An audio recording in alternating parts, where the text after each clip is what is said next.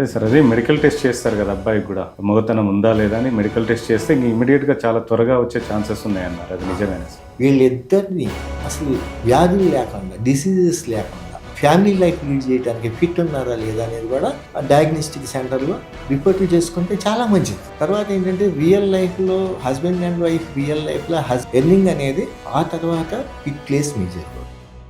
ఆడపిల్లకి ఇంపార్టెన్స్ ఇచ్చి నీకు ఇష్టమేనా, ఇతను ఎర్నింగ్ కెపాసిటీ ఇది, ఇతను జాబ్ ఇది, ఇతను లైఫ్ ఎలా ఉంటుంది, ప్రొజెక్టెడ్ లైఫ్ అంటే పెళ్లి చేసుకున్న తర్వాత ఇతని ఫ్యూచర్ ఎలా ఉంటుంది అని రియల్ ఫ్యాక్ట్ చెప్పి ఆ అమ్మాయి ఒప్పుకుంటేనే మ్యారేజ్ చేయటం అనేది చాలా మంచిది. ప్రొజెక్టెడ్ బ్యాలెన్స్ షీట్ ఉంటుంది. మనం స్టార్ట్ చేసామంటే వ్యాపారం 5 years తర్వాత ఎలా ఉంటుంది, 10 years తర్వాత ఎలా ఉంటుంది, 15 years తర్వాత ఎలా ఉంటుంది. అట్లాగే సంసారంలో కూడా ఇదిగో అమ్మ, ఇదిగో ఇతను చాలా మంచి అతను, ఫ్యామిలీ బాగుంది, ఇతని ఎర్నింగ్ కెపాసిటీ కొంచెం తక్కువ అయినా సరే లైఫ్ బాగుంటుంది, వీళ్ళ ఫ్యామిలీ మెంబర్స్ కూడా చాలా మంచిగా ఉన్నారు అని ఇన్వెస్టిగేషన్ చేసుకోవాలి. First of all marriage fix చేసుకునే ముందు కంప్లీట్ ఇన్వెస్టిగేషన్.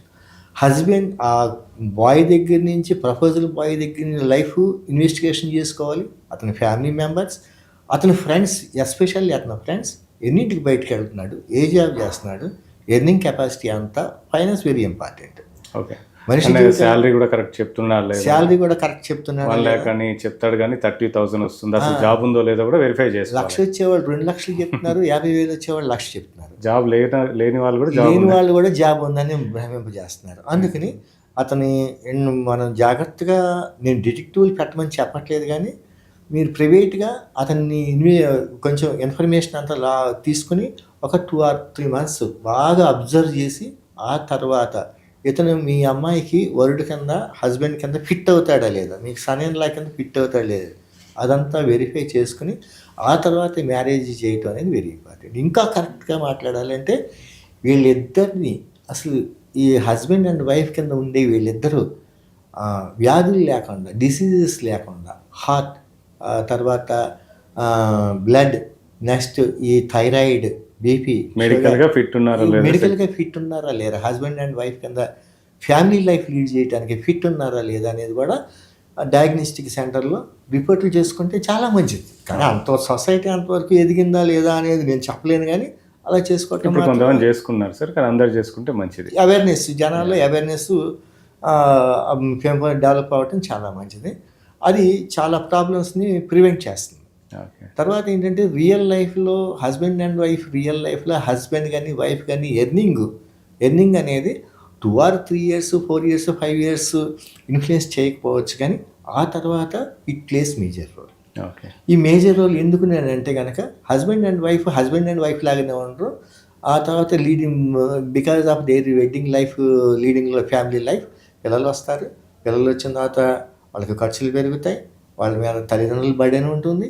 కాబట్టి వీటన్నిటిని సస్టైన్ అవడానికి హస్బెండ్కి, వైఫ్కి ఫైనాన్షియల్ కెపాసిటీ ఉందా లేదా అని ఎస్టిమేషన్ వేసుకుని మ్యారేజ్ చేసుకుంటే మాత్రం అవన్నీ సక్సెస్ఫుల్ ఫ్యామిలీస్ కింద ఎస్టాబ్లిష్ అవుతాయి.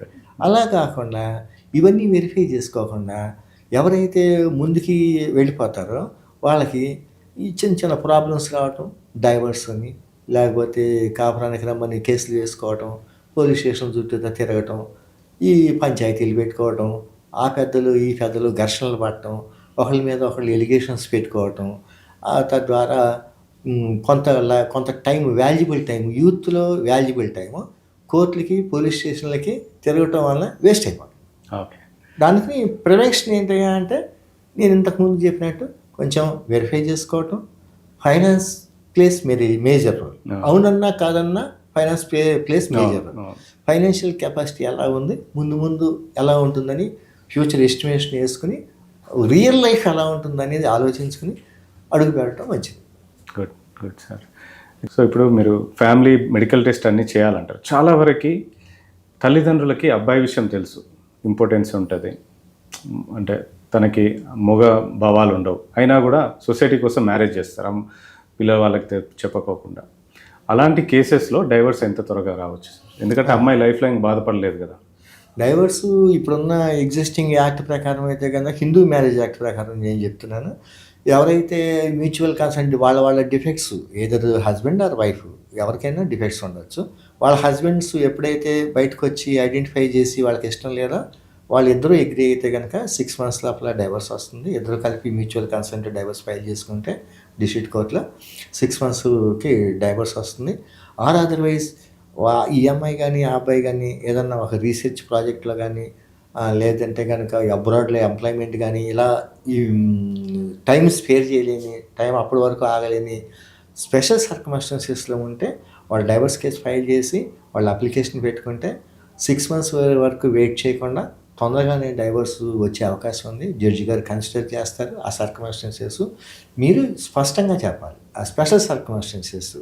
ఇదిగో నాకు ఇంట్రెస్ట్ లేదు, నాకు అబ్రాడ్లో ఎంప్లాయ్మెంట్ రెడీగా ఉంది, నాకు వీసా రెడీగా ఉంది, అలాగా కొన్ని కారణాలు అన్నీ చెప్తే కనుక డెఫినెట్గా కన్సిడర్ చేస్తారు.